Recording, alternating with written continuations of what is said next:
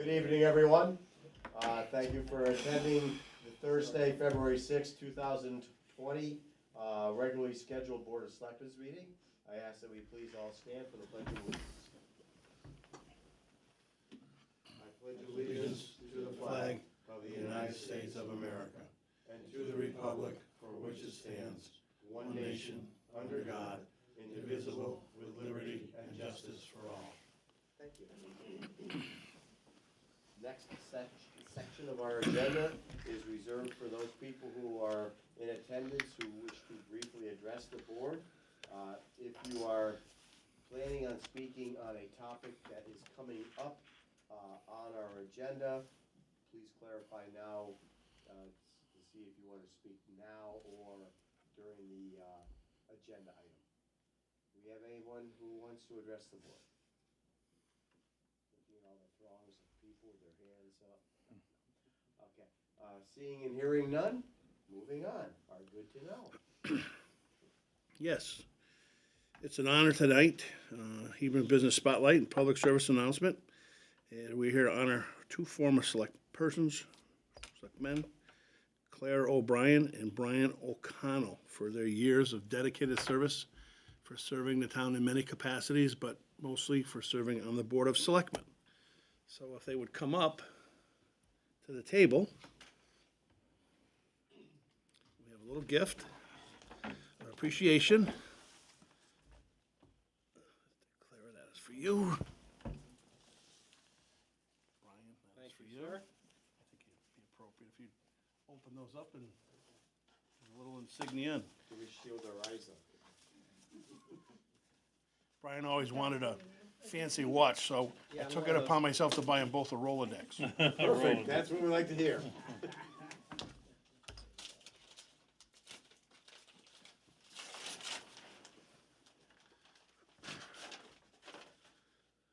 We have, as a community, been truly blessed with so many great people who have stepped up to serve our community. And we shopped local. Ooh, good. Right, Donna?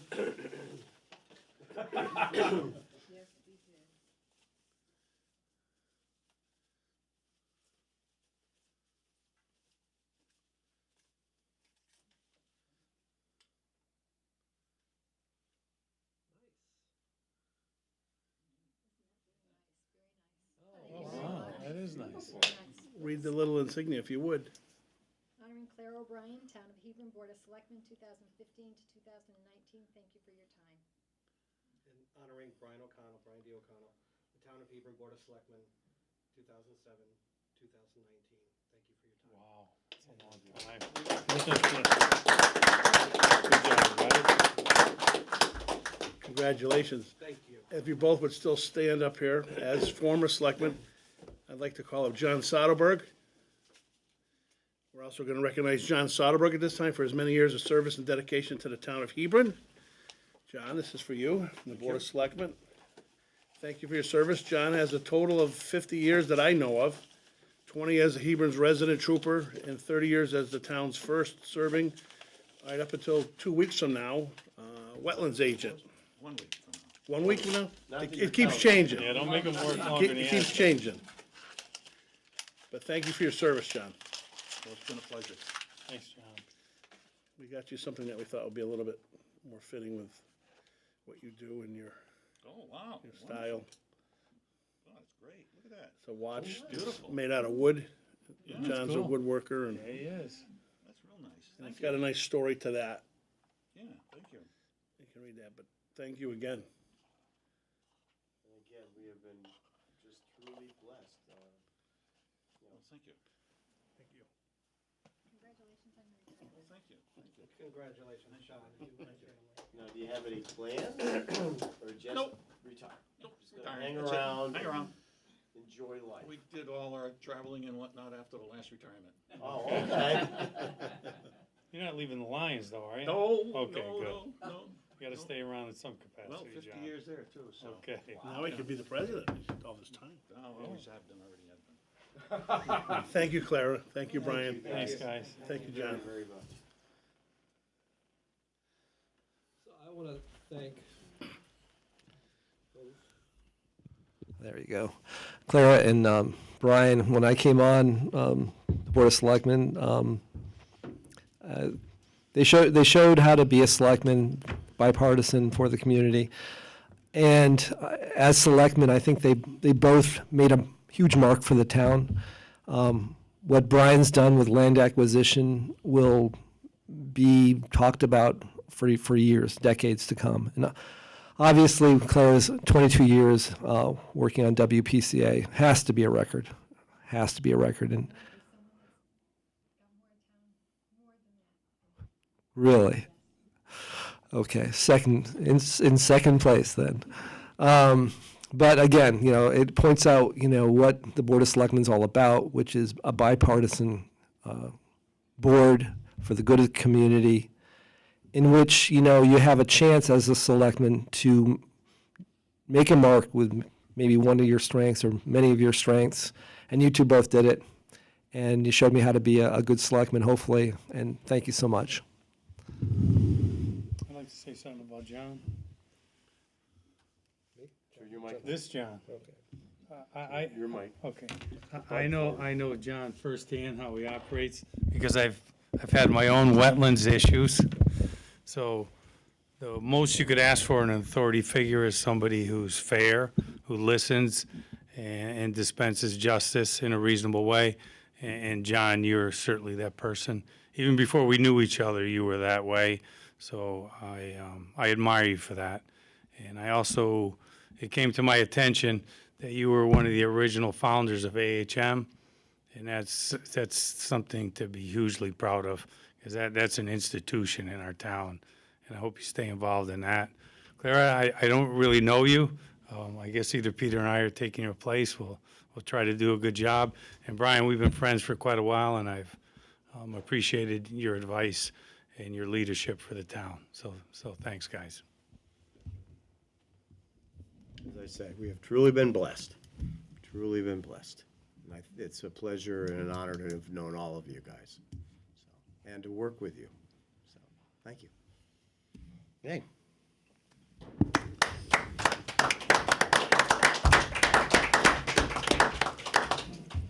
Okay, now on to the rest of the meeting. Mr. Chairman, Yes. could we in old business put on our last meeting, the ethics course? Just want to say something about that. Okay.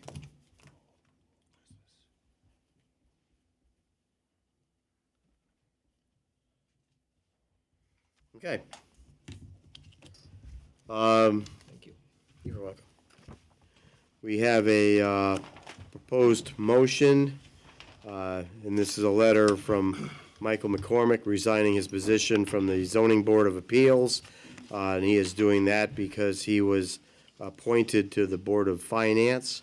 So make the motion that the Hebron Board of Selectmen accept the resignation of Michael McCormick from the Zoning Board of Appeals. Further, that the Selectmen designate Friday, February 14th, 2020 as the posting date for the vacancy notice.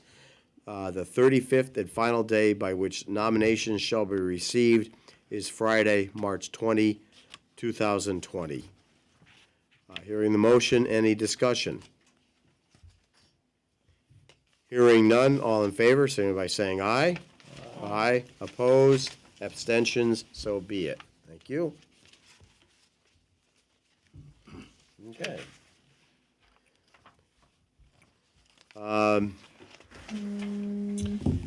Go, you all set? Yep. So item 6B, we're working on that, and as it states in the packet, this would be the sewer and WPCA review, and it's a scheduled workshop. The workshop has been scheduled for Tuesday, February 11th at 7 p.m. at the Douglas Library Community Room. The selectmen should determine questions/issues to be discussed to provide to the WPCA in advance of the meeting. Okay. Andy, I thought that meeting was after our regular meeting. It's the same night. Right, but I thought our meeting was first and then you were gonna follow. You're gonna do it first? Well, you can set your agenda however you want. You think you still have time to change that. If that's the way you want it, you can change that.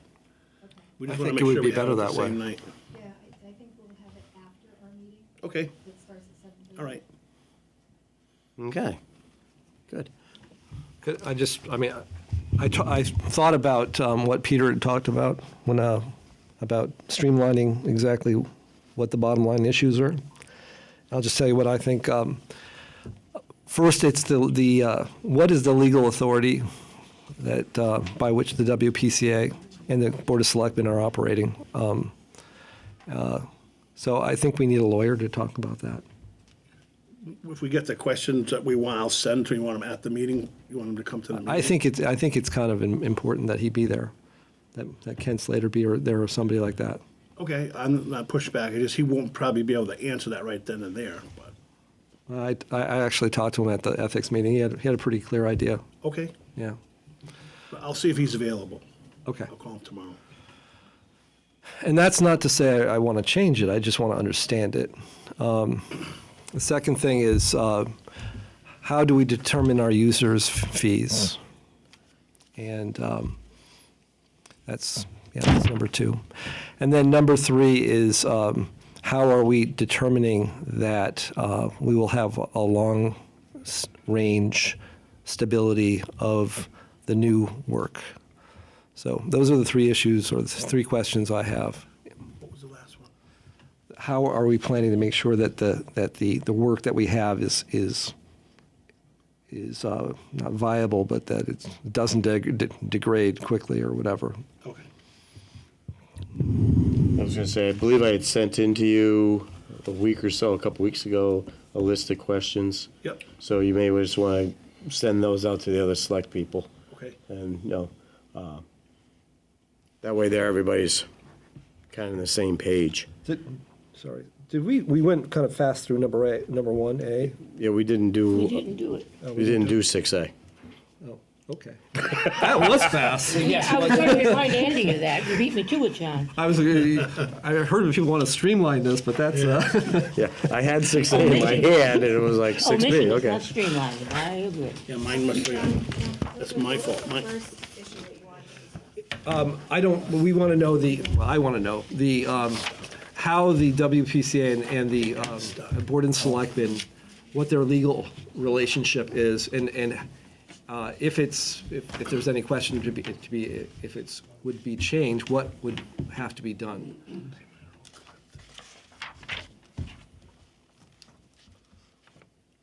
It's a complex problem, but I think Ken knows. Sure, if he's available. I know the only reason I'm hesitant is I know Mike had him coming for something, and he was already scheduled, and he had to back off because he's got some big case or something. So I'll find out. Well, if he can't come, I'll send the question, maybe he can, Okay, that would help. yeah, okay. Thank you, John. Thank you. And Dan, I apologize, my clip stuck to the item. No problem. We're not letting Gail get away that easy. Okay. So we want to skip back to that 6A. That would be the review of the Town of Hebron Committees and Commissions, update of Public Building Committee charge. Gail and I have been working on that.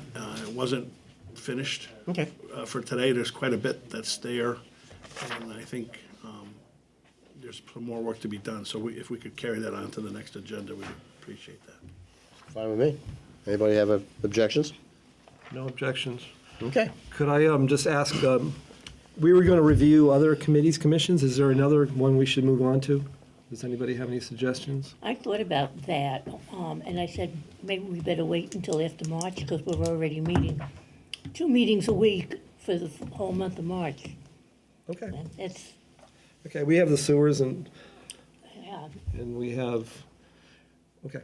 Let me just ask also, we had the police, the emergency and police issue that was brought up. I was gonna wait till everybody at the Board of Selectmen was done. So you're right, we have the sewers next week. We're gonna continue it at the meeting to do the building committee, but the third one is gonna be a workshop at the fire department. Okay. And I think that will get us right into the double meeting. Yeah, and then we're done. yeah. Okay. So that brings us up to 6C, the town manager annual evaluation. Yeah, so that's on the agenda as an item. What that is I spoke with Gail today. I guess you guys are gonna probably have the executive session after this meeting, and if it all goes well, at Monday's staff meeting, which is listed here, February 10th, the evaluations will be handed out to the department heads. Okay. I'll be there 8:30. And for the new people, what happens is the department heads get a packet that they fill out and submit back to us. And then we have a separate packet that we fill out, and then we go into executive session and just, have a discussion on good, bad, pluses, minuses, the whole 9 yards. So, tonight, After a Board of Selectmen meeting or? yes, after the Board of Selectmen meeting. Yeah, at the end of tonight, for example, at the end of the meeting, I'll move that we go into executive session. And we just go up the stairs and invade Andy's office without him. Okay. So, okay, moving right along. 7A, Yes. that's new business. Didn't John want to talk about the ethics? Right. Oh, yes, okay. So, so that was on last Thursday, was it? We had that Ken Slater come in and talk about the ethics of and the different roles of selectmen and board members and commission members. And so I had a complaint about a letter that I wrote to the Board of Education in which I signed my name Selectmen. And I just want to clarify something because I talked to Ken Slater, who's the town attorney, about it. And he'd also given an opinion about it, in which I signed my name Selectman because I am a selectman, and my interest in the water issues at Gilead Hill are real, and because I do represent children, I do feel a responsibility, and because the water system is at least somewhat under the purview of the Board of Selectmen. But in any case, I felt a responsibility. I felt that throughout my letter, I made it clear that it was from me. In fact, I say, in my opinion, I think 7 times in it, I say, my opinion is this, I think 8 times. I say, I think this. And basically the letter is a history of my involvement in this issue because, like I say, it's heartfelt. I started the process, and I wanted to correct the record because I was at a Board of Education meeting, which I don't believe the record was accurately reflected. Now, there was a complaint, and that I signed it Selectmen, and that made it seem like I was speaking on behalf of the Board of Selectmen. Well, nowhere in my letter do I say on behalf of the Selectmen, or do I say we, or anything like that. In plain English, it's very clear who it's from. And talking with Ken, I said, I actually had my letter reviewed by my lawyer and by other people, and nobody came up with the idea that it was somehow unethical. And Ken Slater said to me twice, no.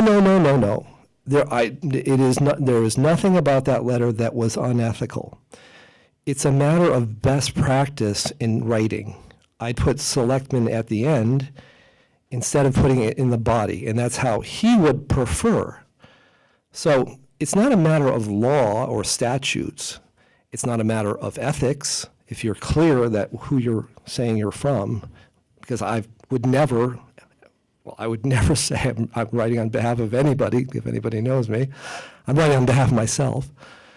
And the history was clear there. And so it's a matter of practice, best practice, how to be clear about who you're writing from. So I just want to make it clear. And I will be writing more letters because I am a selectman and I feel a responsibility. That I can't stop people from misconstruing what is plain English. I will attempt it in the future using Mr. Slater's wordsmithing to make sure that there's no question. But anybody that would read, and this letter is available to anybody, just email me. I stand by every word of that letter. That letter was in plain English. It said who it was from, and it was from me, and it was plain it was not from anybody else. Thank you. Okay. 7A? Yes, please. Okay, Board of Selectmen meeting protocol. The board may wish to discuss Board of Selectmen meeting protocol, including utilizing a time agenda. Attaches a sample of the timed agenda used, and we did this in the past. So if I may, this was something that I had pushed forward and trying to think about it from a couple different perspectives. The running the business of the town, one of the things we want to make sure we are is very transparent and very open to the public. And we have a meeting that is not structured. It doesn't necessarily allow our public to really decide where they might want to join the meeting. So if I were the public and looked at an agenda and said, well, it looks like about an hour and a half agenda, and now it's 3 hours later, okay, maybe it's very difficult to feel like I can intersect at it, maybe part of the agenda which I wish to intersect. So that's one piece. Two, the business of the town, we should be thinking about this as a business sort of structure, and the idea of if there are items that we can't cover in a certain period of time, then maybe they need to move to further agenda, future agenda. It will allow us to be more efficient, more effective, and we have targeted conversations and ultimately keep it within a reasonable time period. And so I just asked Andy, have we done this in the past? He talked about it. He let me know how he had done it in the past. In my previous service on the Board of Finance, we stuck to an agenda that was relatively tight in terms of time. Obviously, that wasn't available. The public is not filmed, but nonetheless, tried to stick to the agenda.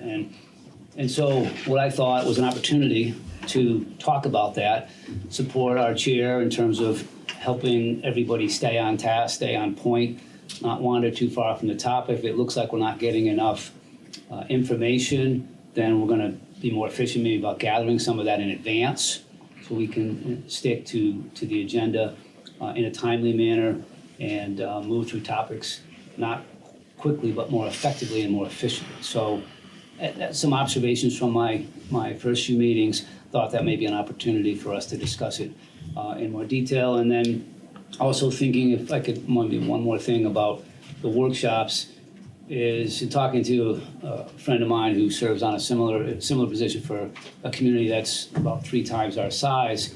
What they do is, if they stick to the same schedule, like for us every other week, but for him it's every week. But if there's a workshop item, that gets embedded to the next meeting. So it's still open to the public. It allows the workshop sort of dialogue that we start to have to be focused in a very specific format, again, to allow us to stick to a timeline that might be more reasonable. We have a tendency, seemingly, to kind of get off track a little bit. Now we're 3 hours into an hour and a half meeting, so can we challenge ourselves to think about that? And so I thought that workshop concept was pretty good, in that if we had a workshop item, do we need to set a separate meeting to pull everyone out another night, or can we, with more efficiency, embed that into sort of a regular flow of an agenda? So, okay, that's a workshop. We're going to add that to next week's or the next meeting.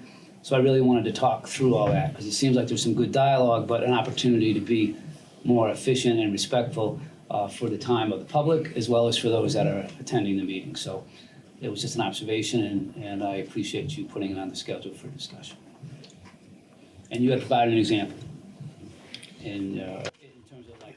Your example's in the packet. This is something we used to do in the past. I don't know why we got away from it, but we did. And Peter called after the last meeting and asked if we could revisit this, so we give you an example of what it used to look like. I think, like you said, there's other boards in the town that do this, so it's up to the board's pleasure, how you want to. The RAM board. I was gonna say, I know the RAM board does it. Oh, yeah. I'm not sure That's an endorsement. how closely they stick to that timeframe. They don't stick to that. They That's don't. a challenge, yeah. Oh. Okay. And that is probably, I'm assuming, why the Board there of at 11 Selectmen may have o'clock? gotten off of that, only because, especially with discussion, some topics go very, very quickly, other topics don't. My only other fear is if you're saying you're gonna discuss something at say 7:55, and you're ahead of schedule, somebody comes in at 7:55 to talk on that, and you've already discussed it, does that create an issue? I don't know. It's more of a, as it says, it's a time guideline, so I don't think anybody's gonna really, I'm not saying there won't be that one certain individual. If he was coming in, like, and we went over it, I'm sure we're gonna hear about it, but, I think that's a rare case, but, like I said, Peter sent it over. I don't think it's a bad idea. I think what it is it's a structure, and it kinda gives you a timeline of, after about 2 hours or 2.5 hours, like, you know, or after 10 o'clock. A lot of times it's been said at many boards here, and I have 2 selectmen that are out there that Thank you, John. Thank you again. a lot of the decisions might get rust and might not get the time that should be taken to consider it towards a late night. So it's up to you, guys. You brought it up and I put it back in front of you. Well, and then the other thing that I'm assuming that we could put in this section, it's been stated and, actually brought up tonight by a couple of individuals, whether or not to try to move the meeting to 7 o'clock. You were talking about that, and, a couple of people were talking about it. Outside of having to notify the town clerk, I'm not sure if there's any other legalities that would need to be done if we were to change the time. You could vote on it and then it would be, we'd update the schedule that was posted. But you Okay. can amend that. I think you have 2 issues, right? So what I'm afraid of is we're gonna move back to 7, so we get out at 10 now instead of 10:30, right? And so it's 2 separate issues. If it's 7 to 9, great. I mean, listen, maybe when I was younger, I was up till 11 or 12, but at my age, by 10 o'clock, I'm in bed most nights if I can be, if I'm not traveling. So I think it's 2 different issues. If we think 7's a better start time for everybody, great. But I don't wanna say, well, 7's good, because now, don't worry, it's 3 hours, it's still 10 o'clock, and we should be good. So I see it as 2 different opportunities. I think it is 2 different opportunities. I think, Absolutely. Okay. I know, and Clara, if I can use Clara for instance, her position when she was on the board didn't allow her to get here at 7, so we had them at 7:30. But that's a good point. I don't think the intent was to start earlier, she could add later. I think there's a downtime for at least staff between 6 and 7:30. If we can all make it at 7 o'clock, I think it will be more efficient for us to get the meeting started, and you folks won't have as much downtime. But I certainly don't want the meeting to be going even longer, because if the meeting goes longer, we're still exhausted and not thinking properly. 7, okay with you? I hope the last meeting and all that sewer stuff isn't the reason for this, me going on and on about it, because that's kind of unusual. I think last year or the last 2 years, we were fairly efficient and got out within 2 hours or before. I think that was actually what Andy said to me was that, wow, meetings are a lot shorter now. But I don't have an objection to this. If we want to try it, that's fine with me. I don't think we'll be going 3 hours anymore. It really wasn't specifically generated at you, it was just an observation that, and maybe just from my background, I'm used to, we start here, we finish here, and if you can't cover it in this time, well, you should have been more efficient. So, but that's a little bit extreme, that's not the town, that's the business side, but it just seemed like that structure would benefit us in general. So no, it wasn't like a John agenda for me. It was just an observation that I had in looking at how we were running That's okay. meetings. I almost did it myself. I agree with Pete that we certainly should aspire to be more efficient, and if something requires more language because it's very important and more ideas and dialogue, then we do that. But there's things we certainly could go through faster. Everybody doesn't need to have an opinion on some small item that has no great consequence. So I support your. So what, idea. what we could do is we could have a, like I said, this isn't any type of strict, where you're gonna get in trouble if you go 5 minutes over or you're 10 minutes early finishing up on another item. But we could have a clock that would, you could just, not like it, but you could just look up and know, okay, it's 7:35, it's time to start moving. If you're 15 or 20 minutes over, you say, all right, let's move on to the next item and keep this on the agenda, or something to that effect. It's not to really hold you hostage. Okay. The other thing too, I was thinking about, it would help me and thinking maybe, Mark, as newer people, is I may look at the agenda and say, well, this is a 2-minute item, and then I get here and we're 20 minutes in, and I'm like, maybe I didn't prepare well enough, maybe I should ask some questions in advance to better prepare.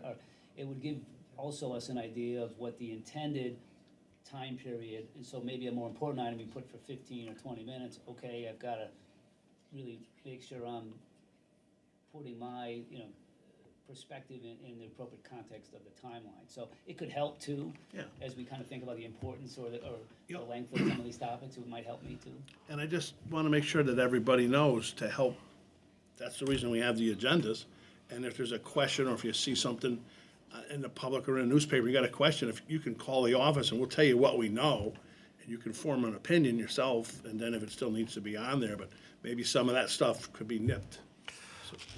What about having a time check after an hour? Like this is we're supposed to get through new business by 8.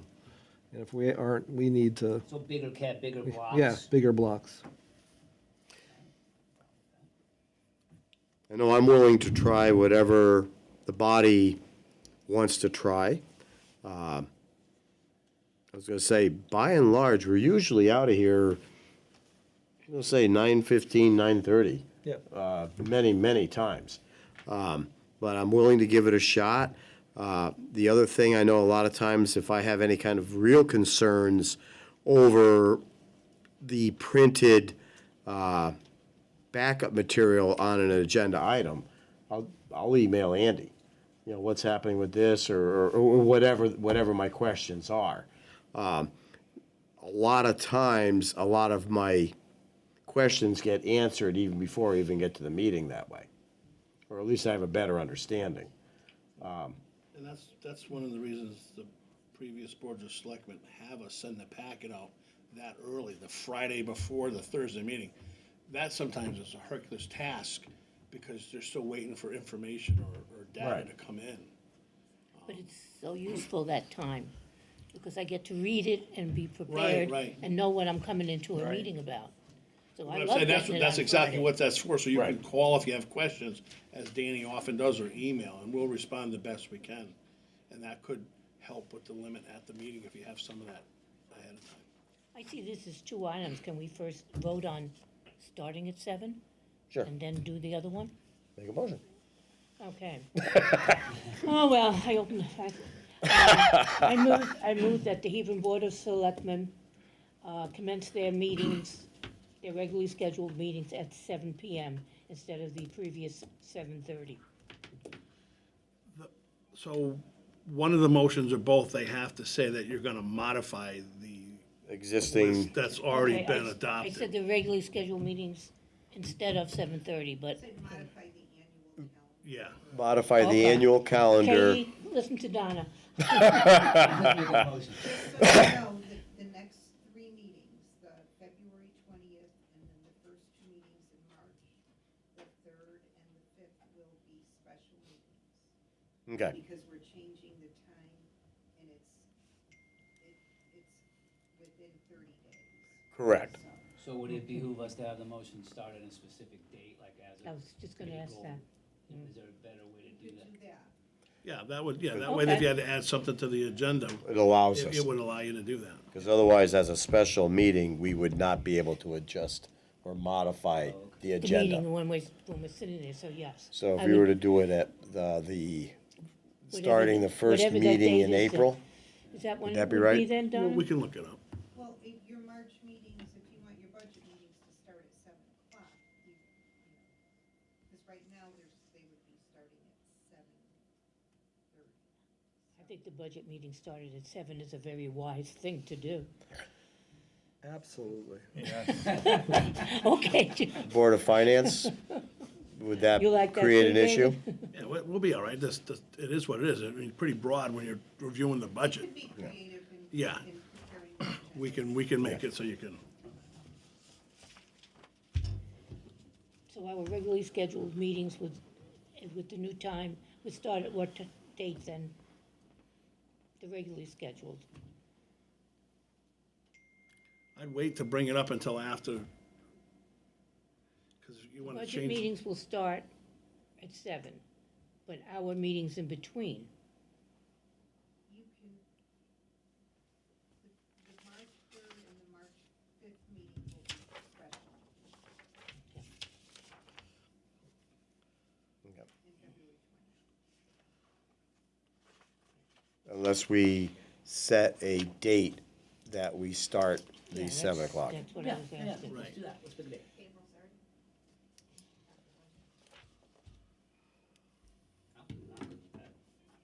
After the budget season, Okay.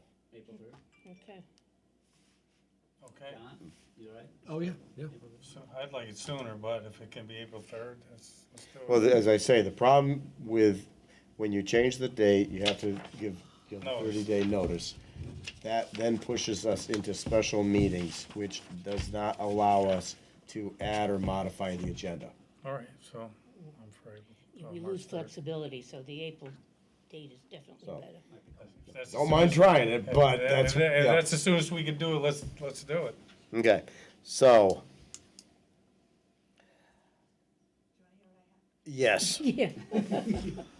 Move that the Hebron Board of Selectmen modify the annual meeting calendar starting with the April 3rd, 2020 meetings. To commence regularly scheduled meetings at 7:00 PM. But what time are we starting the budget meetings? We're gonna have Those to. are already posted. they're already posted. They're already posted, so we can't Stay. start them at 7, huh? Well, you can, and like I said, we can get creative with the agenda. It's all budget stuff anyways. Yeah. You could start the meeting, you could start meeting at 7:00 as a regular meeting the second week in March. So on March, whatever that, How about those budget meetings starting at, March goes so- 10th, Tuesday, March 10th.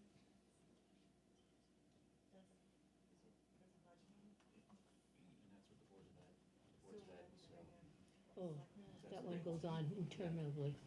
Ah. No, that's better. Sometimes do it at 6. I know that's too early, but Dan hasn't retired yet, we can't do that. sometimes do it in the afternoon. Have the council meetings. So do we want to go for March 10th? Yes. March 10th, What's that? March 10th, March 10th. Right. Okay. Okay, hearing the motion to change our regularly scheduled meeting times from 7:30 to 7 PM, starting March 10th. All in favor, signify by saying aye. Aye. Opposed? Abstentions? So be it. One down. Peter, you make the motion on the next one. So do we need a motion to apply a time? Yeah, you can make a motion stating that you'd like the Board of Selectmen agendas to have a time guideline.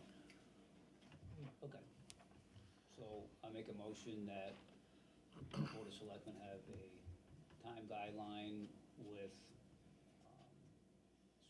approximate times assigned to the agenda items and in total not to exceed 2 hours as a targeted completion.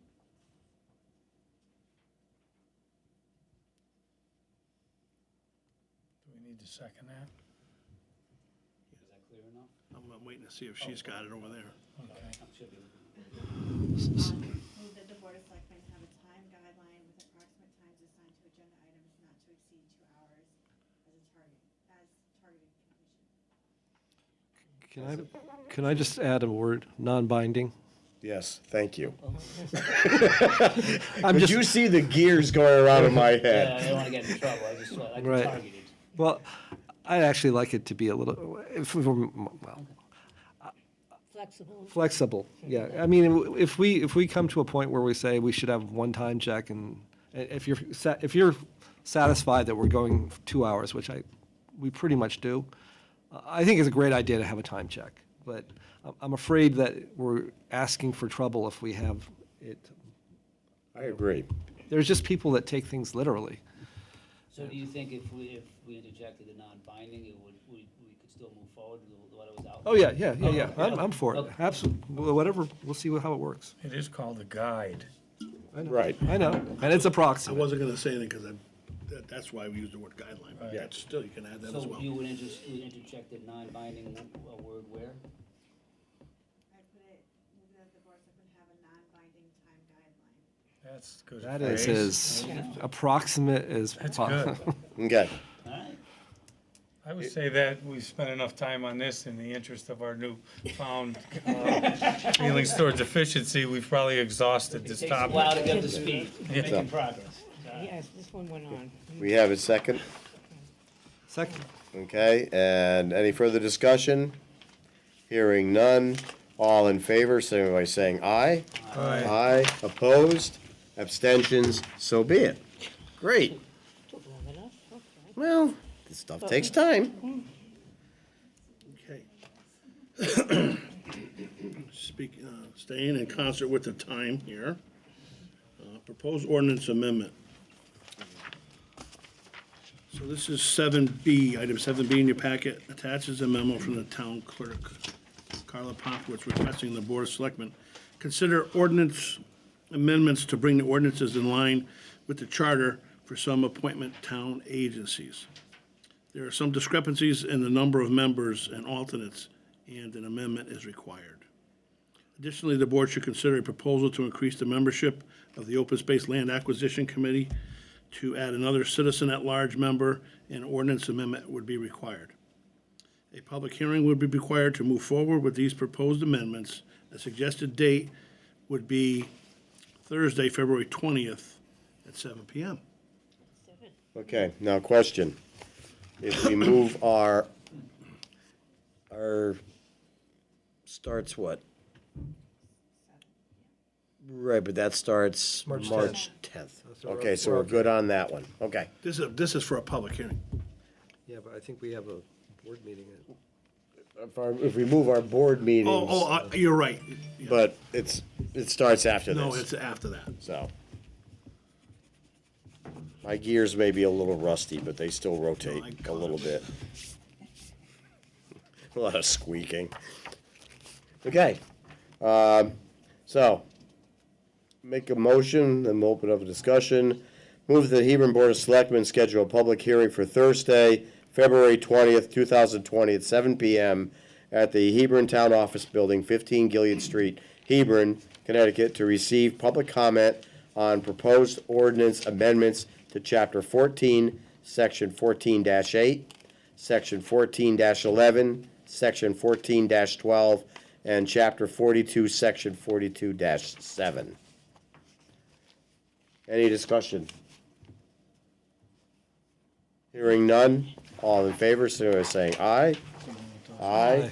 Opposed? Abstentions? So be it. It's just to increase the boards. How we'll do it, I don't know, but. Night. Thank you. Thank you. Don't you miss this? Hurtful, that's hurtful.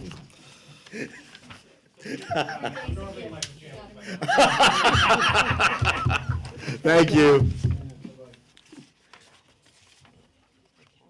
Okay. Budget review schedule, Yes, and we have to adopt the 2021 budget review schedule. Attaches a proposed budget review schedule, and there's a motion there with the dates on the back page. okay, and The again, departments. we would need to modify that. Starting Tuesday, March 10th. Those times from Tuesday, March 10th Tuesday, March 17th,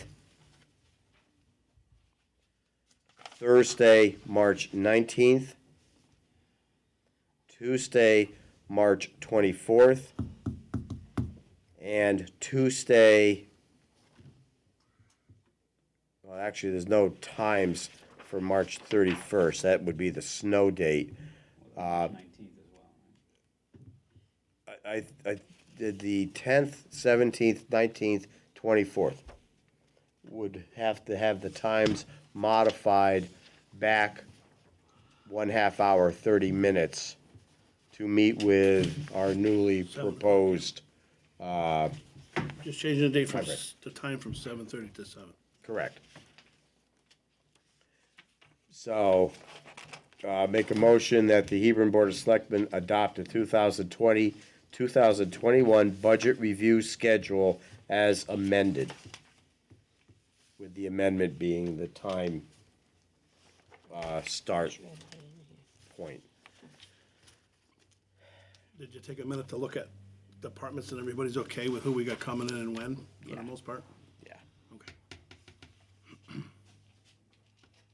They'll be happy. Okay, motions on the floor, any discussion? Hearing none, all in favor, signify by saying aye. Aye. Aye, opposed, abstentions, so be it. Just give me a minute.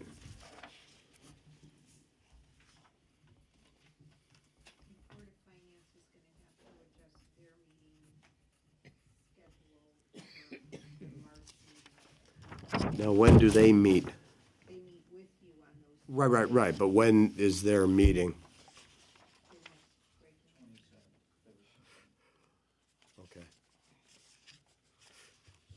Okay. Yeah. Yeah, it's not a big deal. They start their normal meetings at 7 anyways, right? Board of Finance Right, starts at 7 normally. yes. You know, they'll be happy with it. We'll fix it. Okay, good. Okay. Next. Item 7D is award a contract for the Small Cities Grant to CDBG Consultant Grant Writer. To award the contract for the CDBG Consultant Grant Writer. The town of Hebron recently conducted an RFP process for a consultant to administer the $700,000 for the 2019 Small Cities CDBG Grant for the Stonecroft Senior Housing Improvement Project, and potentially write a grant application for the 2020 CDBG grant due April 3rd, 2020. 3 proposals were received, interviews were conducted, and A&E Services Group was selected by the interview panel. Attached is a proposed professional services contract by and between the town of Hebron and A&E Services Group LLC. So we met with them, we felt very comfortable with them. We had 3 very competent grant writers that we've got a tie to all of them. We've used 2 of them, but this gentleman was with a firm where the proprietor retired, so now he's out on his own, but very well poised in this type of work. Who was the interview panel? Michael Leary, the town planner, myself, Donna Lanza, I'm sorry. And then we had Florence O'Sullivan, and then we had the young lady from Merritt Properties that manages the place. Yeah, I was just surprised at the amount. Am I accurate? And they're getting roughly 125,000 for doing this? There's a percentage of the grant, and it's broken down in 2 different ways, so. Is it total, the 2 together total that? I think it's, Close to that. yeah. Yeah. I was just shocked. It's a very stringent process from the state that has to be followed, so there's no, Okay.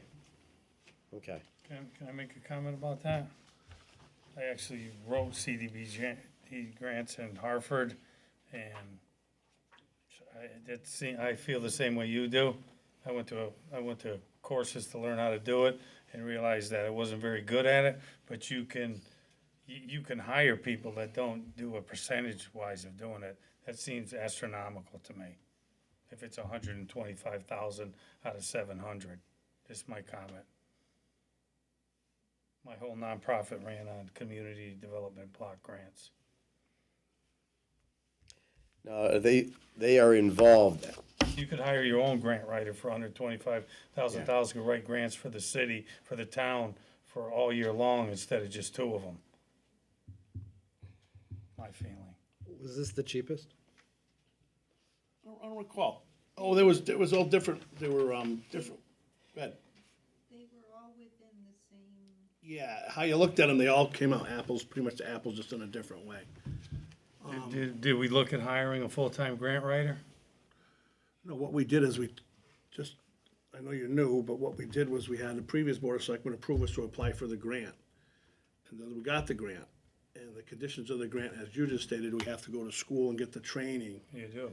which we've done. Donna just went recently, I've gone, Elaine's gone, Mike's gone. Donna just went just a couple weeks ago. well, the training for, that was just for the upcoming grant, just for application. Administer an application of the grant. But now there's administration training that we have to have. Right. And it's a week of training. So am I the only one that feels that that's a lot of money, that you could probably hire a full-time grant writer for less than that? Is this more than just the grant writing? That's Yeah. what I'm trying to ascertain is, And grant writers are very, very, very expensive. The full-time grant writer at the Village for Children, who wrote 10, 20 grants a year, makes less than that. This guy's gonna administer the grant, the contract. and They everything. administer it too. I'm just saying that's astronomical. But this but is fine. construction with architects and engineers, it's different. This is how we've done it in the past. I'm just going on the record to say I'm not convinced.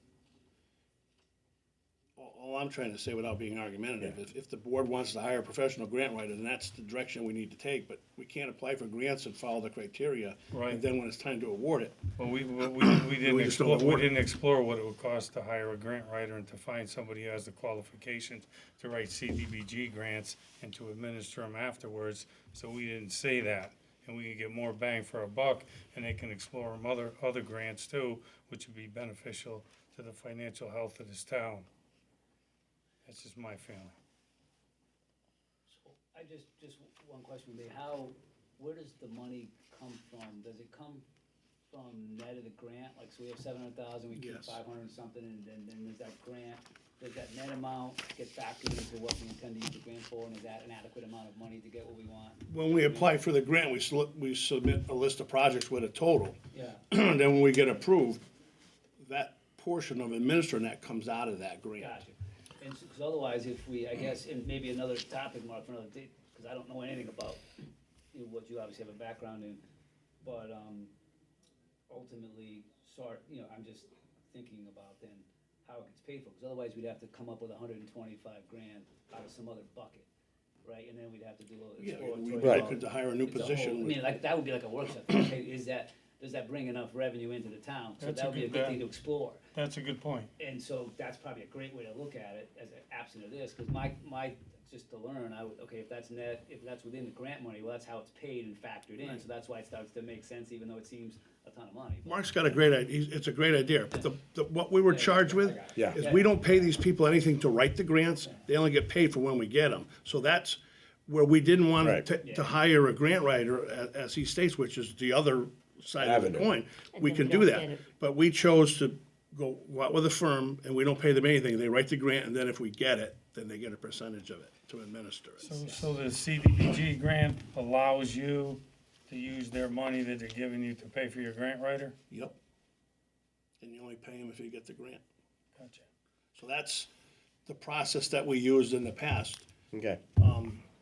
And then they're involved in the actual They administer the administration project. as well. Yes. Okay. So the fees are reasonable for this type of thing. But just to Mark's point, because actually in the last couple of weeks, actually last week, I've had two people come up to me with grant ideas and saying, handing them to me and saying, you do it. And I don't, It's you know. difficult. Right. But, it would be maybe something to consider getting at least a part-time grant writer Right. for these opportunities Yeah, in the future. I'm not talking no, about this. I'm not arguing about it, you're right. So just to give credit where credit is due, Mike O'Leary Right. writes Right. many grants that we've gotten. Right. Hundreds of millions of dollars. Right. Donna and I have written grants, so Right. we do it, we're not grant writers, but we do what we can here. So the next step would be, if you want to consider that, we could put something in the budget for either a part-time or full-time grant writer. It's been off and on discussed. I think we need to move forward on this. Right. But Well, I yeah, we think have a date long-term, especially if we have other people that may be retiring, that may put us in a far less advantageous position on writing these grants. I think it would behoove us to kind of do some research to find out, is there a better way to approach some of this stuff down the line? Yeah, we Yeah. opted not to spend the money in the past boards. If this, Yep. now we're into the budget season, this is something the new board wants to, we'll do whatever you direct us to Yeah. do. And Mark, I think it's a great point. I mean, my first reaction, knowing nothing about it, so assuming it's done correctly, was, oh my goodness. I actually had to read it like twice. And so great opportunity for a workshop to better understand how it works and then to explore if we can take advantage of driving a new revenue into the town by having a more focused effort, as other boards have considered in the past. So that was, I'm with you, but you have experience in it, I have none, so it's a good point that you raised. There's two sides of this. One is the actual grant writing, and the other is the implementation. And we have people right now who have done a fantastic job, Andy, Donna, Mike, Rich in Kalanko writing with these, these Rich trail grants. Kalanko. We do a lot. He does a lot. Rich, yeah. The thing is, who do we have that would then administer them, and especially something like this? I don't know if we have the personnel who would be able to actually administer this. I don't know. It's the I same just, person. I It's just usually saw the it, and same I person just that kind of writes them. choked. It's usually the same person that writes them. Because there's stringent guidelines to follow when you get a grant and reporting. But usually the same person has that expertise. Okay. Well, yeah, Shifting gears, okay, well, within the same topic? yeah. I just was reading it and I just noticed what I think is a typo. On page 8, it references that the certificate shall be furnished to the first selectman of Bethel. Oh, I noticed that. I Yes, was I like, did that's gotta be notice just that, a, yeah. Donna just wants to make sure you guys are reading your packet, so good catch. Did I pass the first test? Yeah. Yep. It was just like the third test. No, that's funny. And so that was just something I Yep, noticed. no, good catch. And then, and this is just a question, just so I understand how the contracts are structured and reviewed. And having a great deal of experience specific to the insurance element of contracts like this, as I read it, and so I'm gonna come to a question here. As I read it, there were several provisions that I didn't understand relative to hold harmless and indemnification relative to the fact that they weren't mutual. And so, how are these structured and reviewed in general? The town attorney can review this. You could change the motion to have it accepted upon review of the town attorney, but I'm not looking to undo what's, Oh, no, in a that's- good spot. I get the calls from the attorneys asking me to review this language in the Sure. job that I do, so sometimes it's just, language gets passed along that, like, there's a few provisions that really aren't in the best interest of the town. Right. But we may have to have them, and that's I don't know. And so I just was curious how the process worked with the contract evaluation.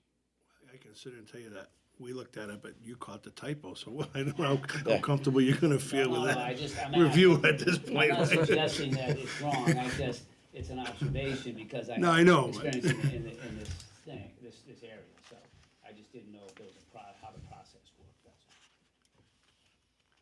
No, we normally send all the contracts to the town attorney. And hope to get them back in a timely manner where we can meet the deadlines, but. Okay. Move forward.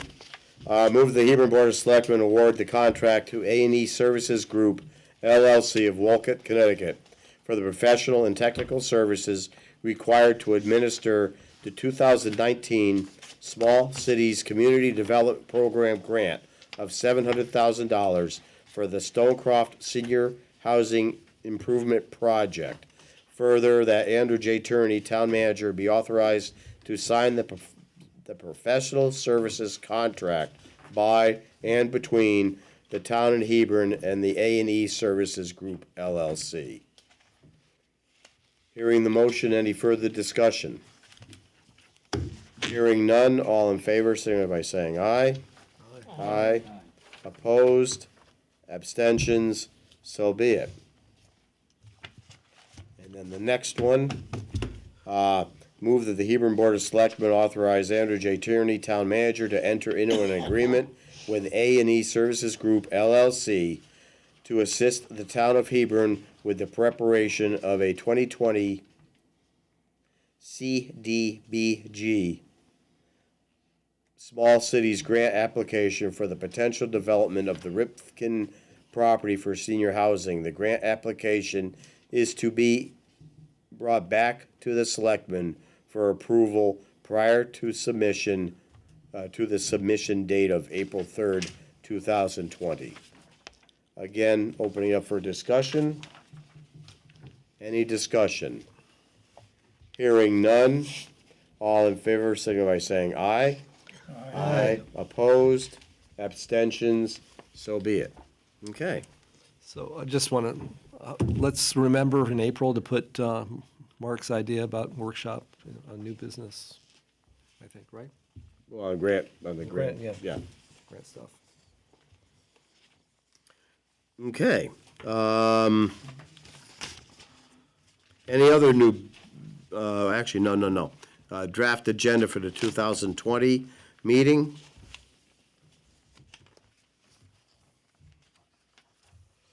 If anything, again, let us know. Discuss it, get it put on the agenda, what have you.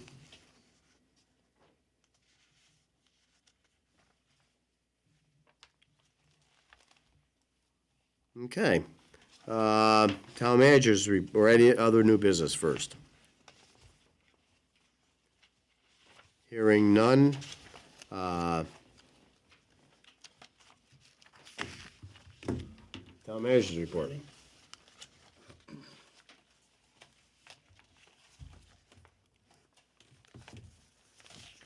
Okay. So I had sent an email, and I'm not sure if everybody had a chance to see it, but the town's gotten a request to fly a flag for the Donate Life month of April. So I sent the email. I saw it. Yeah, I read it. Do we want to discuss that now? Or, Yeah, we probably should. okay. My only concern, we've discussed flying flags before. And I'm not opposed to flying flags, but at the same time, we have to be cautious. I don't want to start sending political messages depending on what group wants to fly what flag, when, and where. I agree. So I can just give you the history of how the town has performed, at least in the past. We had a request 3 years ago, similar, for the Life Choice Donator Service from a woman in town that had lost a family member. And I don't know who, I can't remember, I think it was Jeff Watt, whoever the chairman was at the time, when that came in, it was just, very sensitive, issue, and there's a lot of other towns, as I supplied that with the email, that are doing this. And the gentleman that came in, even when we didn't balk, but we kind of said we have to bring it to the Board of Selectmen, I kind of thought that was odd, why wouldn't we just do it? But Danny's statement is right, in clarification of that, once you do it, you open the door for any organization to come in and approach you to do that. The past history that the town has taken is we've always tried to work with the American Legion, and I'm pretty sure, if I remember correctly, the directive that I got the last time was to check with the Legion to make sure they didn't have a problem with it, and they did. They thought that would be disrespectful to take down the POW flag and put a different flag up, so we denied that request of a resident 3 years ago for something similar, but that's our flagpoles in front of our town hall. The one on the corner is their flagpole. So I think you guys need to talk amongst yourselves and weigh into it. There is quite a few towns doing it now, so you might want to revisit the past. I didn't get the, read it. I see our neighboring towns are all doing it, Yeah. and it's, So I know it's a touchy subject and we want to appease everybody, but it would be precedent setting as you stated. But it may be a time to look at that. No, seeing all the other towns. There's a list of towns, John, in the next page. Is there any interest group that's against this? Not that I know of. That's why I think that's so popular with all the other towns complying with it. The only issue that I know that we've had is we've tried to be somewhat considerate of our Legion posts with how the flags are posted in town. And when I reached out the last time, it was expressed that they didn't think Have issues. Yeah. As I say, my only thing is, yeah. As I had previously stated, you start doing, for one, unless you have some sort of a guideline written as to the types of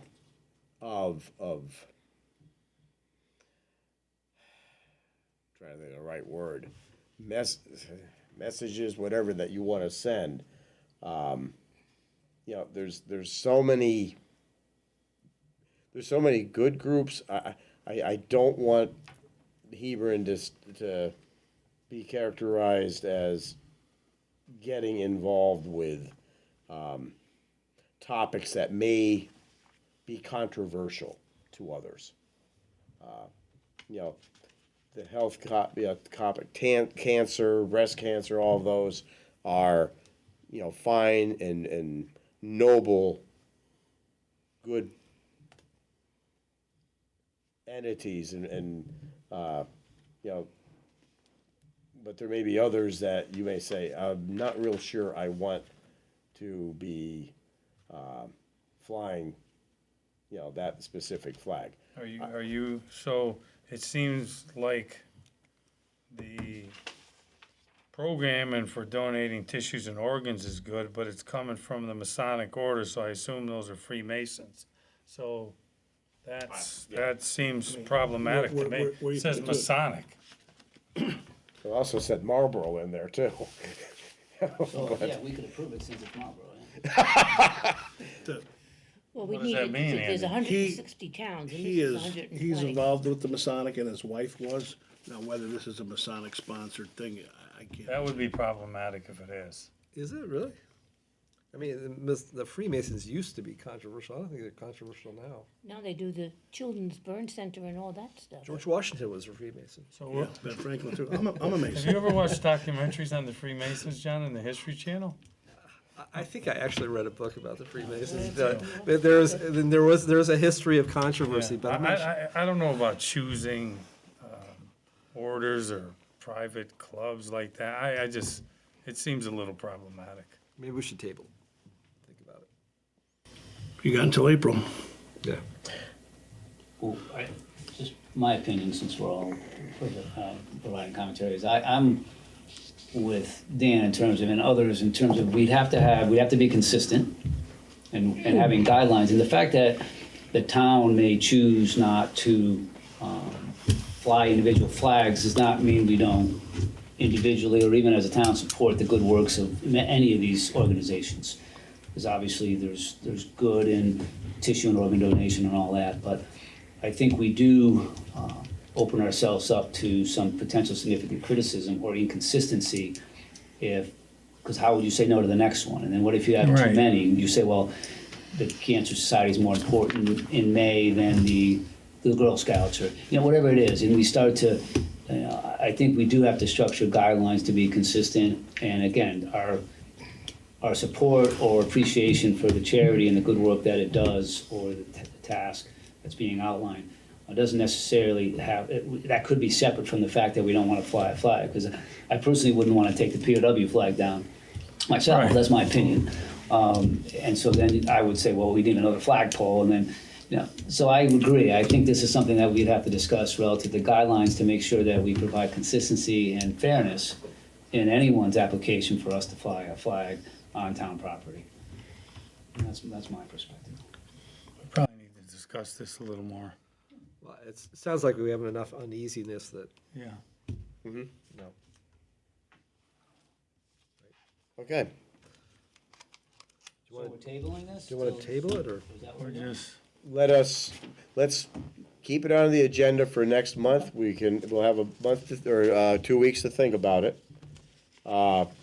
And I will attempt to come up with some sort of a possible Compromise? procedure No procedure. and see if it's even anything that's even gonna fly.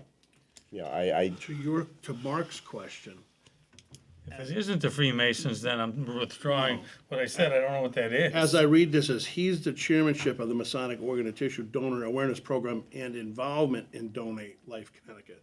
So I think the Freemasons are involved in it, but I don't think it's a Freemasons. Sponsored. Right. I think he, for the Masons, because of his wife, he chairs a program that supports this, but I don't think the program itself, we'll look into that a little bit Right. more, but I don't believe this was. If you're a Connecticut nonprofit, acknowledges the Connecticut municipalities that are participating in the Flags Across America, the nation initiative to raise awareness about organ and tissue donations. Over 120 flags are flying around the state. I don't believe this is he's in the Masons, and I think he's chairman of their organization trying to sponsor this, is how I read that. he should check to see if he can do that, because he should be censured like John was for going out and saying he was a selectman. I'm being facetious. It I seems just- like he's overstepping his bounds going off into that. John gets the humor in that. You could go ahead, Dan.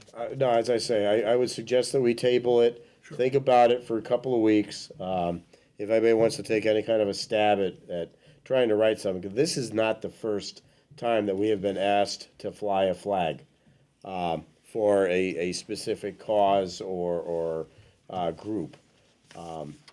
And I just, my own fear is I don't want to get us locked into every group coming up and saying, well, you did it for them, but you're not doing it for us. So I don't want to open ourselves up to legalities.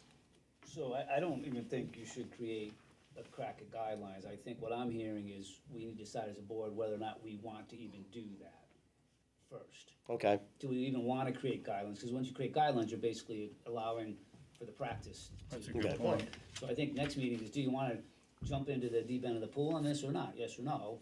That's the next meeting, and then we can, maybe that's another workshop item where we talk a little, and then maybe that's a 20 or 30-minute conversation. But I think before you craft guidelines, we should just Right. decide whether or not we even want to do it. Okay. Yeah, I don't understand we don't enough need the about that to guidelines. say yes. I don't know if you guys, by reading that, do you understand enough about that to say that seems like a good idea? Well, I know the organization. If you showed I'm your not children, worried you about the probably don't understand organization. enough about it, right? Right. Right, I'm not worried about the organization. I'm worried about setting a precedent. okay. We setting a precedent, then we turned a resident down that came to us 3 years ago for the same thing. Same type of thing. Yeah, so. Okay. And I, if you don't want to belabor this anymore, and I'm not trying to force you in, but Right. that could be the response. Right. That we had a resident come to us 3 years ago, we checked with a local American Legion who we consult with, and they advised us against it. So we've already kind of said no once. Yeah. It might be a slap in the face if we go forward and now say yes, or Okay. you would have to come up with a policy that would allow that. But that can be then your response in terms of the board, you know, with you raising this point, the board will consider potentially a future guideline, but at this point, Nothing's, that yeah. precedent, we don't feel it's, you know, you could say, thank you, we'll continue to discuss it, but the answer for you right now is no, based on what you just described. But, Okay. I just wanted you guys to be aware of what the Thank you. previous board had done. Yep. Okay. Sorry, continue. Okay. So we continue to do union negotiations with the supervisors union. That doesn't look to be like it's gonna be too bad. So we're putting the budgets together with, Just, who's in the supervisors union? Like, what is that? There's only four members. There's, 2 ladies downstairs and 2 people up at the Parks and Rec. Okay. So we're putting the budget together with, town manager's office, finance office, RAM, and, Hebron superintendent. So we're starting to finally get some numbers into the office. Starting to see what that looks like. We had the Landon auction this weekend, and all the properties were sold. So we're waiting to hear back from the attorney that ran the auction, to see what else that's gonna in detail and what that kind of timeframe that's gonna be for the new people actually taking ownership and us getting paid for our back taxes. So it went very well. Good. Landon was there, there was no issue. Mark was there. No issues. Bought them all. We're first paid, right? Yeah. Yeah. Yep. So 90% of the staff, I think Donna might agree with me, we went to harassment training. Mark also went to that. That went, for the most part, very well. That's a new mandate that you have to have your employees do that. We've been very busy going through the software training, so we've kind of been bogged down a little bit. We're hoping to get the kinks worked out of that. The new financial software training, we had to convert. We did a conversion, and it was, it sounds like it was painful.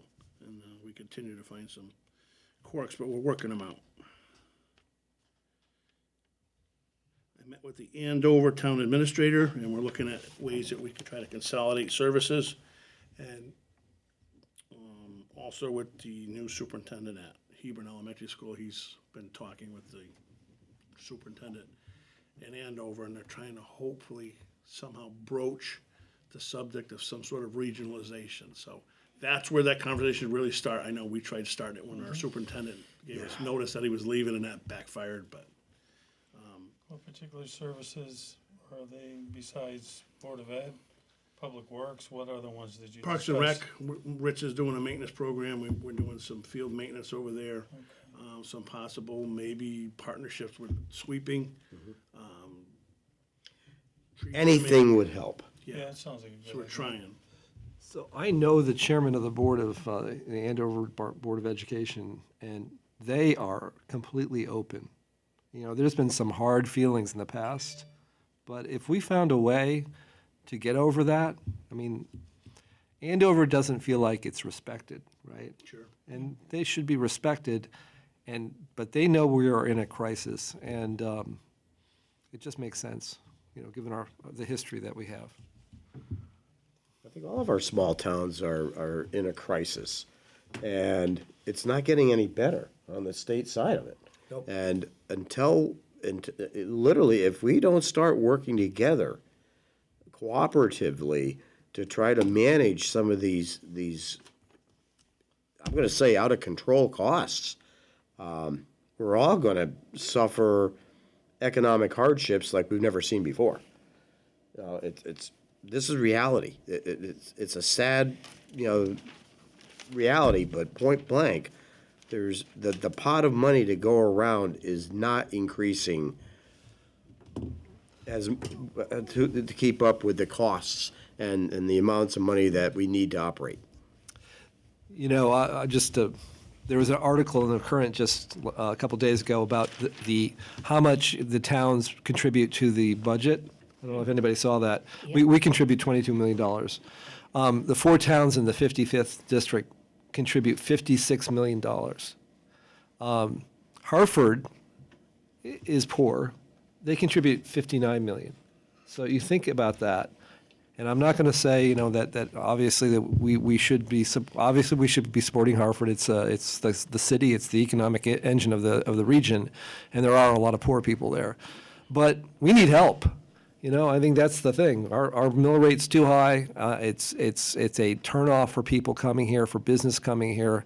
We need help from the state, and that message has got to be loud and clear. We can help ourselves by reflecting the budgets with its diminishing enrollment and having such top-heavy administrative staffs like in Andover. They have to spend so much money for so few kids. If we consolidated the leadership it would save $500,000 to $1 million, and if you included Marlboro too. Why do you need a superintendent for 600 kids? That's a topic for another day. Okay. That's We a, can't get that's into that a, here that's a now. Board of Education topic, but, and I don't want to step on their toes. Oh, we would be here till midnight. But, I mean, the reality is, there's only so many dollars to go around. And we need every avenue of cost sharing that we can find. And, the way that towns have operated in the past, and part of it's, the Yankee attitude that, we're gonna do it ourselves. Those days No. are coming to an end. We need to share resources every opportunity we can. Everybody can't have every bell and whistle. No, we need to take control of ourselves, because otherwise the state will be imposing on us. They will be imposing it. It's, What's that, John? They will, you're right, I Yeah, totally agree. yeah, that we've seen what's come in the last couple of years. I keep saying we need to sit down and, move forward. yes, Our workshop with the emergency services and police, I think, is gonna be about regionalization and, right, I mean, isn't that? Well, we'll hear what they have to say, and, they'll hear what we have to say, and we'll see where it all comes together. But, even again, there are big issues, and this is statewide, even countrywide, with trying to get volunteers. The old days of, in fact, when I first got in the fire department, this is going back, what, 80? Whatever many years ago that is. You went to 3 fire schools, you did this, this, and this, and, you became a firefighter. Now, the hours required and the levels of training and commitment required are far more strict.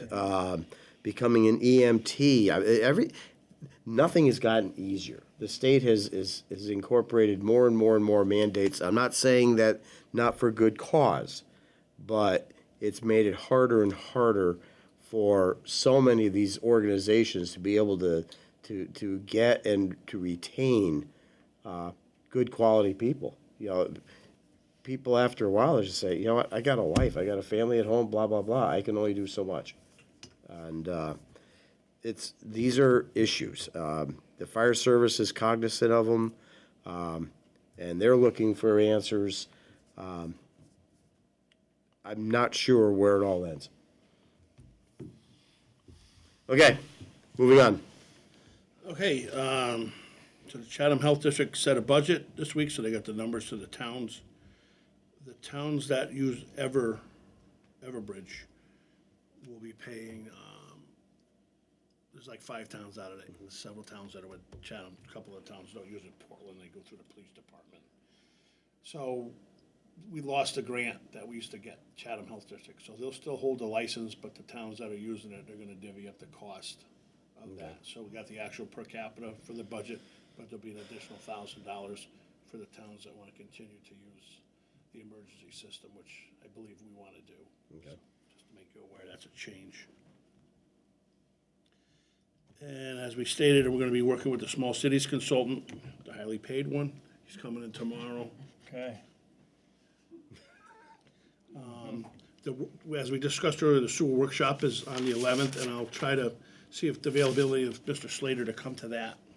I mean, I had a great conversation with him. He's a good guy. I think he would provide a lot of clarity Okay. for our options. I Sure. don't know what's gonna happen, but. If you want, could you, and is it too much to ask? If you just shoot me those 3 options, I'll shoot them to him in Yeah, advance. sure. And I'll check his availability. I'll have him come if he can come. But I know Mike had him scheduled for something and he just backed out, and it's right around that date because he's on a big case or something. I don't know if you guys saw the speed limit change. I would have given you a little bit more notice on that. We've been working on that for years. And without any forward movement from the state. The state dictates, State Traffic Commission is the almighty on that. But Mr. Wiley gets some credit. Scott Wiley is persistent, and he continued to hound the police department, the town manager's office, and as the legal traffic authority, I had mentioned it to DOT. They didn't want to consider it because we had done a couple studies out there with our equipment, and the cars they felt, or the data showed that the cars were within the 85 percentile. But Mr. Wiley didn't stop there. He went to our senators and legislators and got a hold of somebody up in DOT, and they got it to at least take a look at it again, and they compromised. They lowered it from 45 to 40. He was hoping to put it back to the original, Now, is that the entire stretch of it, or? even into Andover. Okay. But then after it changes over in Andover, it goes back down to 25 because the road. Well, that's pretty curvy road. Do that at 40, 45, you're doing something. Right. Would we use our sign, our town, whatever that thing is? The message board's set up there, we're giving them notification, and the protocol that we put in place is we'll let them go at will for a couple of weeks, but then we'll start doing enforcement. The first week of enforcement will be somewhat warnings, didn't know, whatever, then after that, we're gonna enforce it. Because it's a town road, are we responsible for changing the signs, though? Yes, this change was changed out this week. They were, okay. Yeah. So that's big news. That's gonna be in the River East, and I think it's gonna be in the JI. And then Maple Fest, the update on that is, talked to her today, her being Diane, from Wyndham Chamber, NADU. She has 100 vendors signed up, which is really good. Could use more, but she's setting a thing out. We could use more sponsors. There's not a lot of sponsors in the magazine. So I sent that email out as well, and I've had a chance to see that. But so far, so good. Things looking good. Hopefully the weather's gonna be good. Hopefully it won't be quite cold out there. And, Hopefully I'll be cold out there? No, it won't be, I won't think you be. said hopefully you'll be cold No. out there, okay. So, and then next time we'll try to get those sugar houses to consider maybe moving the date back. I think there's enough people that would agree to do that, but Okay. that's coming up, so I want to keep everybody posted. There's one thing she discussed with me today that I wasn't aware of, and I don't know, you might know about it, or your fiance, but she wants to come in with some permits. I gotta talk to zoning, but she's got a temporary permit for possible, like hottie toddies or With beer and alcohol? wine, yeah, Okay. put roping it off in front of something simple, but I think it's to promote local breweries and, Oh, okay. so I just wanna make sure we're not breaking any rules, so I'll have to look into that pretty quickly. Hallelujah. So, John's fired up now. Right. but she has some sort of, I don't know, some special, I don't know what it is, it's winter type thing. She meant it, Maple bourbon. mentioned it today. No bourbon, but, Maple bourbon. and then, I like it. just last How but many not, alcohol drinks can you make last out but of not maple? least, One's enough.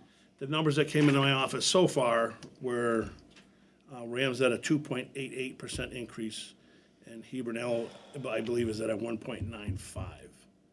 So, I haven't really started dissecting our budget yet, but the department heads are done submitting. If I were to push this budget forward right now, this has a 1.57 mil, not a tax increase, mil increase. So this is preliminary, we haven't even sat down and gone through, I don't want anybody to get nervous, but this has the new fire chief in there, this has the SRO in there, there's some drivers, but, we're gonna go to work on this now, it's just been put together, we haven't started whittling it away, but it's gonna be tough for me to bring that down to a zero. I'll give it to you, and then you guys can have a shot at it, but I'll get this down from where it is now. But, once again, the town's approximately 9 million, and Hebron L's about 11 million, and the Rams 30 million, so. Is our proportion for RAM going down again this year? The levy's going down, yes. 48%. Okay. The thing is, the dollar amount's going up. Right, right. Our budget's going up, the levy's going down, but with the increase that the Hebron Board of Ed has now, it's about a wash. And enrollment's going down. Right. Everything's going down but the budget. Well, you know, Speechless? I'm never speechless. No, that's true, John. I don't see how we can support that kind of tax increase. And it's not the hundreds of dollars that you have to pay. It's that we're not going to attract anybody to this town if our mill rate is, 37.5. We're competing with Glastonbury. Glastonbury is going up to, I saw it's going up to 37.5 or something. But, just macroeconomically, it just doesn't cut the mustard. And if enrollment's going down, I think the budget should go down. But anyways, You're not alone in that opinion. So that weird. Can we get, John, were you gonna talk anything about the Maple Fest for EDC or not? EDC didn't meet. Okay. Yeah. I would like to, if we could, Andy, maybe expound a little bit more with the Maple Fest. One of the things that they're trying to do is find sponsors. Yep. Businesses are, for a $50 donation or fee or whatever, you could become a sponsor. That gets you into the advertising booklets. There's a whole slew of things that would help businesses to get exposure. So I'm pushing for that. The other thing I had suggested to Mr. Nadeau was also maybe individuals who wished to do a donation. I'm not sure if that came up or not. The Maple Fest, in my opinion, is too important an event to lose. We are the first event of spring, as far as I know, in the region, and I would hate to lose that notoriety. And it's a great event. So I really, really urge, especially the types of businesses that you would not, do something along Main Street, the landscapers, the construction companies. As I say, I know I'm going to participate. Get involved, and it helps to spread your company. It helps to give you exposure for a great event. I'm not sure, and as I say, I saw the email, but it didn't say where or how to do this involvement. We have our EDC coordinator starting tomorrow to send a letter out to the email list that he has. I sent it out to all our departments, commission members, to do the same thing. And then I told Diane, I spoke to her this afternoon before this meeting, I said it'd probably behoove Pamela Atwood, who's the president of that chamber, and I said I'd be willing to spend some time and just go around and try to, whether it's a phone tree or try to just solicit people, hey, we're really trying to promote it. You want to get an advertisement, so show your business and just get a couple volunteers and just go down through the business directory. Well, they need to go through, as I say, the little mom and pop things. Yep. On the outside of scores, Sure. the ones that never really get called. I'm not sure anybody knows we're out there. I just, and this is an idea for next time, but Judy's downtown, Judy Padel's downtown, what's that, Hebron downtown? Hebron downtown. Yeah, whatever it's called. Has done a lot, but that autumn festival that they do is hugely successful. They get thousands of people now from scratch. And it's nice, I went to it, walked around, it was very nice. If they could maybe be involved in this to give it a Hebron flavor. They're signed up as one of the vendors, she's involved. I know, but get her ideas and. You're sort of having her do some coordination. Yeah, absolutely. Sure. Because I mean, to start that autumn festival from scratch, and now it's kind of a fun.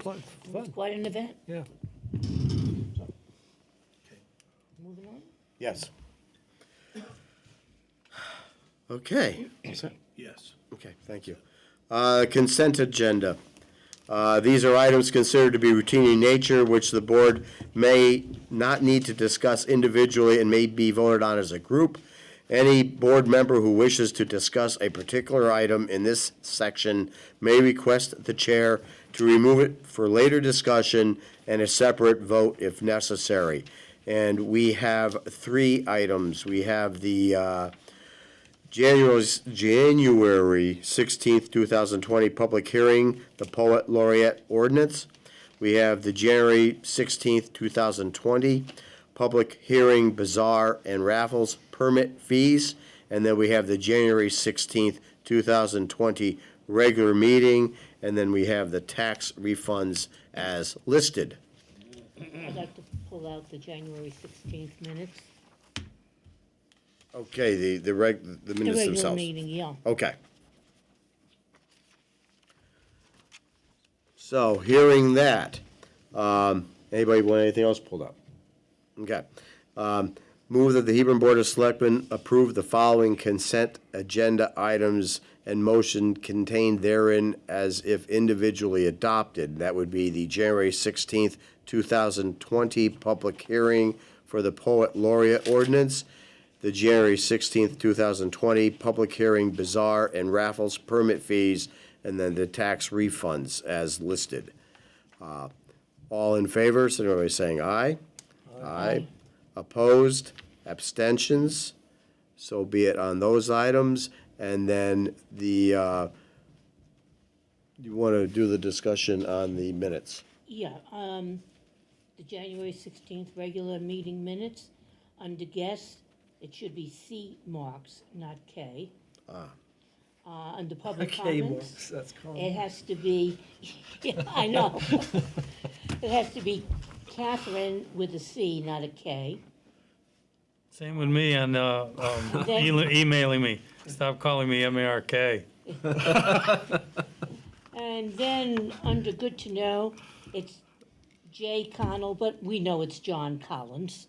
You can call me anything. What's her name? Yeah. Every now. And then, the Infamous. next to last page, under town manager's report, town manager updates, starting negotiations with, that should be supervisors union, not superintendent. Very different people. Okay, That's so. all I found. Okay, so move the Hebron Board of Selectmen approve the January 16th, 2020 regular meeting as amended and corrected. All in favor, signify by saying aye. Aye. Aye. Aye. Opposed, abstentions, so be it. Okay. Liaison reports. Mark? So Ram's in the budget season right now, so I'm not gonna bring up too much, because it'll get you all upset. But the board overruled the superintendent and reenacted the Woods program. Okay. And they have a grant writer there, and she's writing a grant right now for $50,000 for woodworking equipment. And since I have expertise in that, we went out and got quotes on all the machines and creating a new program. Nice. Wonderful. That is really good. There was a big discussion about how you teach special ed, and the board stepped up because they have principals, the superintendent, and Jessica Dapsis, who's a mental health professional, and they kept it the way it was because it was working. And then people started proposing their budgets, buying new cameras, $150,000 for smoothing out bumps in the outfield. There's a lot of things in there, and that's, I think, reflects it in the 2.8. Was it 2.8? Is that what you said, Andy? Math prep? Do Yeah. we have any copies of that budget? Very often you do, and I It's like not ready to yet. Once they, scrutinize them. they're still working on it, so it's They are. it's not official. So I'm just giving you preliminary. I want to make sure you know those are very preliminary numbers. Yeah. Other than that, Ram's a really good place. And John's happy because they came up with a program for increasing SAT scores, and that's a good program, so they approved that. They're doing a math prep? Math prep. Yeah. I didn't realize, we're 11th in the state in our SAT scores? 14th, we were 11th. Oh, we dropped to 14th? Yeah. Maybe with that new math thing, we'll get back up there. We're gonna be 5th in the top 5. Okay. Okay, Gail. Douglas Library, the next meeting of the Board of Trustees will be Monday, February 10th. The Friday movies are again playing, and this time it's the Oscar-nominated films, and tomorrow will be Judy. And last Saturday was the Bring Your Child to the Library Day, and there were activities all day from 10 till 3, and that was very well attended. The Senior Center, AARP Income Tax Preparation Certified Volunteers will be available to help prepare federal and state tax returns to those 60 or older. These are 1-hour slots during February and March, and call the Senior Center for an appointment. And beyond that, many out-of-the-area trips are being planned for after the cold weather. The Hebron Board of Ed, as we discussed before, passed their budget and with a 1.9% increase. And they received a report on Gilead Hill School water from the consultant. And there will be a public forum held on that, or there is, actually. The public forum is right now while we're meeting. Okay. Yeah. There's another one February 12th, I think. Yeah, that's, Yes. yeah. Okay, Peter. Yes, sir. Board of Finance, obviously prepping for the budget season, and also, there was an issue that came up that I thought was interesting, and I think it's been brought up before, but if I could defer to my colleague, who is the chairman of the Board of Finance, to talk about, there was an issue that I found interesting relative to the accounting system and maybe some redundancies associated with how the payroll is done. And so I would have provided more detail, but I think it may be more prudent to defer to Dave on this, just so he could reference what I wanted to reference. Yeah, I guess, Andy mentioned the challenges with the new accounting system. So the finance director, there's a lot of pain, I think, in rolling that out. And as she was discussing it, she was talking about, I didn't realize the schools were going through the same thing, the accounting system, and there's a separate payroll person at the school. And that got us deliberating a little. We got off topic, and the Board of Finance was why, you got payroll at the school, these are town employees getting payroll, we've got town employees getting payroll out of here. Are there potential efficiencies? And then you start thinking they've got a business unit, got finance people, accounting people in schools. Is that something that, can we get efficiencies by moving? They should be combined. There- They haven't wanted to discuss. There was discussion a few years ago. It was not met warmly. Well, if you don't mind, I was looking just like our conversation last year with the SRO and the police, and we had police in 2 budgets, and we said. Yep. Police should be in 1 budget, well, finance, accounting, payroll should be in. For all one. town employees. Should be in one GL. Yeah, we're one That's from an town. accounting We're one town, perspective. right. Why do we have 2? They should be. and- We are not disagreeing. So And- just, and many other towns have combined them very successfully. Looked Yeah. at, so. it provides a transparency that, you know, I just don't want what happened to Sprague to happen to us, where the town and the Board of Education were separate, and then they found a $1 million hole in the Board of Education that nobody knew about. And if you integrated it and got those kind of efficiencies and that kind of transparency, I mean, why not? I mean, that's, So it is in the purview of the Board of Selectmen to direct the dialogue specific to this? So what is it within, Andy, what is it within our purview relative to this issue? Well, once again, what Danny was referring to is, I came forward with a whole proposal from another town, Shipman and Goodwin, and we met. And we thought it would be a good consolidation and better for the town. It doesn't mean we're gonna take their employees away or even relocate them, but they weren't really interested at the time. But if they're town employees and we have the same system, is it up to them? Well, I think they have a say in it, and they have to Oh, be of willing to course. come to the table. Of course, And, It seems logical to have the dialogue, and so the fact that you were met with, we don't want to talk about it, seems to be contrary to a productive well, discussion. I always go back to the scenario is you only have one taxpayer, and you're paying for, as you stated, two services where services could be combined for efficiencies, and other towns have successfully done that. I know Colchester does it, East Haddam does it, Plainville does it, and I brought in a report. It was very easy to do and how to do it, but it just, at that time, it wasn't received well from the board then. Would you be willing to provide that report to us to look at a future date, so we could maybe think about putting it on the agenda for discussion? What I would be willing to do is get you an updated one. That's probably several years old now, but Okay.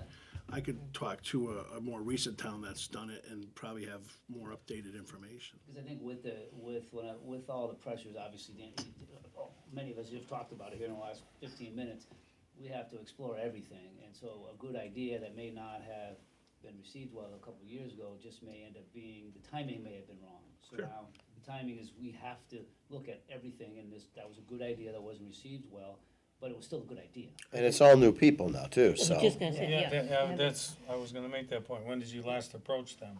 That was at least 3 years ago. The climate of the board now is completely different. So if we could, get that from you, that'd be awesome. And so that was. I can reach out to CCM to see who did it. certainly would most be recently. money efficiency. And as the enrollment goes down in the school, Are there other places, like in public works and buildings, and that they could use resources from the town that would They be do efficient? now. Do they? You know, the public works, we do the snow plowing. There's a lot of shared services that are done by the town on its town properties that, we maintain the lawns and rich and what have you. But Good, thank you. Yeah, it's been talked about, so, and I know it came up at Yeah. finance. So great, thank you. And then on, thank you, Dave, for providing that context. At the Parks and Rec, 4 things that kind of jumped out at me. They're fixing some billing issues. They got behind on collections relative to the programs. They were $19,000 behind in collecting their program fees, which was interesting, and so they instituted a process in which to try not to have that happen. It doesn't mean they can't collect it, but now they're scrambling to find that, to collect that money, and so they made some changes to address that and have that not happen again in terms of the way their billing system was working. Rich went through the forest plan in terms of the details regarding the trail construction, expanding the airline trail, and some, generally what was described as the forest plan. So that was pretty interesting. A lot of good work being done there. There was a request by St. Peter's to make sure we kept the name of the field St. Peter's, and I would have found it super confusing if we called it anything else, so that was just interesting. That came up. it's what we all call it, I don't isn't know what it? else we'd call it. We'd call it something, we'll call it Dave Vesey Field, and we still all refer to it as St. Peter's. But that was in the dialogue, and obviously very much supported in terms of that concept. And then they just provided a history of the development of the Burnt Hill project from its inception forward, and it was very, very interesting and very well done to get that perspective. So a very good meeting. Thank you. Okay, John.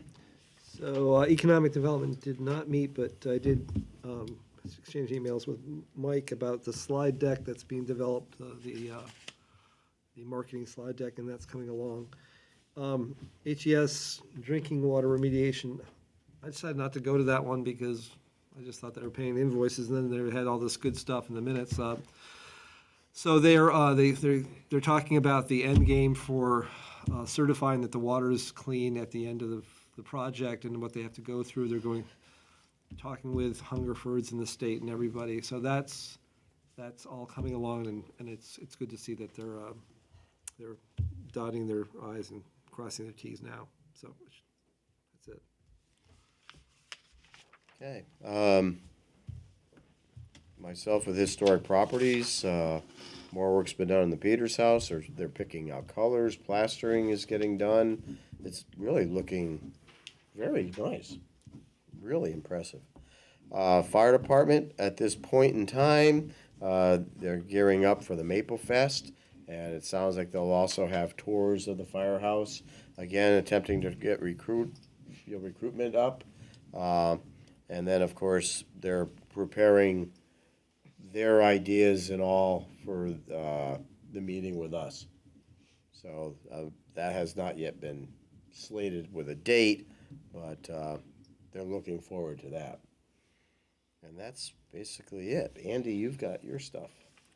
We're hoping to finally get approval from the DOT to get that RAM project out to bid. We're finalizing the documents, the dates, where we're gonna advertise it, so.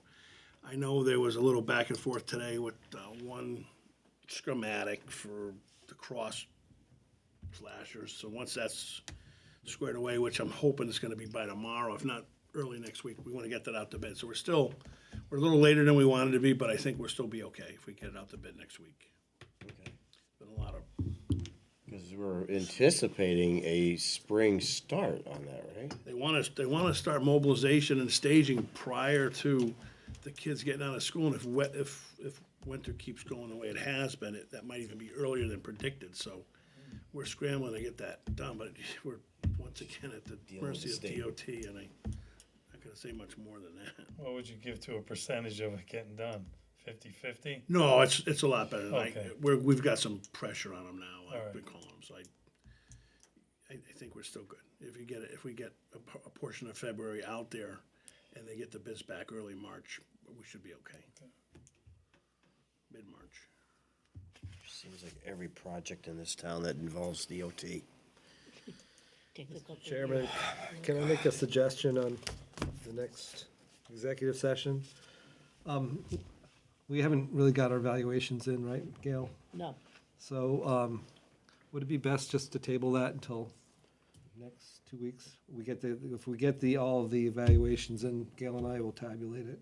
We'll be in better position to talk about it. I think she wants to actually meet just so that we all, Okay, that's fine with Yeah. me. just meet for a few minutes it to shouldn't make be sure we 5 all know minutes. what we're doing, Okay, and, I'm very cognizant of our time now. Look at you, look at you, nice. 5 minutes is okay. okay. So, with that, anybody have anything else? Can I make a motion that we go into executive session for the personnel matter of the town manager annual evaluation, yep, it's 9:22. 9:22. Thank you. All in favor? Aye. Aye. Okay. Broke a couple